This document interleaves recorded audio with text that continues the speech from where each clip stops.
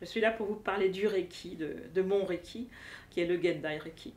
Alors qu'est-ce que c'est que le Reiki, de manière générale?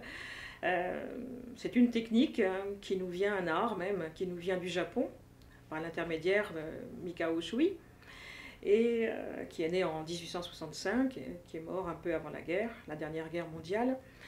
Il a enseigné à Madame Takata, par l'intermédiaire du docteur Hayashi. Elle est donc venue l'enseigner en Occident, aux États-Unis, dans les années 50, et ça donnait ce qu'on connaît pour la plupart du temps, c'est-à-dire le Reiki occidental. Pratiquement 80% du Reiki est issu du Reiki occidental.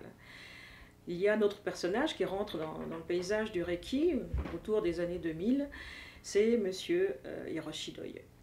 Hiroshi Doi, donc, reçu le Reiki de Madame Takata, avec beaucoup d'autres techniques d'ailleurs aussi, puisque c'est un chercheur. Et il va retrouver le Reiki au Japon, le Reiki des origines, et il va faire un syncrétisme entre les deux, qui va s'appeler le Gendai Reiki. Parce que nous avons évolué, donc il faut un peu adapter aussi ces techniques de soins, de guérison et surtout de développement personnel, puisque c'est la voie du Reiki quand même. Donc je suis issue de cette lignée énergétique et je l'enseigne bien sûr. Comment se passe un soin? Il se passe sans chaussures, sans montre évidemment. C'est en général les soins énergétiques se passent sans tout cela. On va faire allonger la personne sur une table et on va la recouvrir d'une couverture qui aura pour but de la protéger, qu'elle se sente en sécurité. Et au Japon, on ne pose pas directement les mains sur un corps ou sur les vêtements.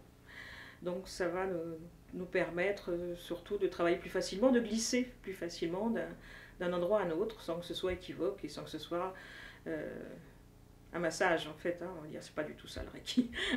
On va travailler donc sur des centres énergétiques, on va apposer les mains sur ces centres et sur les endroits où il y a une douleur, où on sent quelque chose qui ne va pas, qui ne circule pas.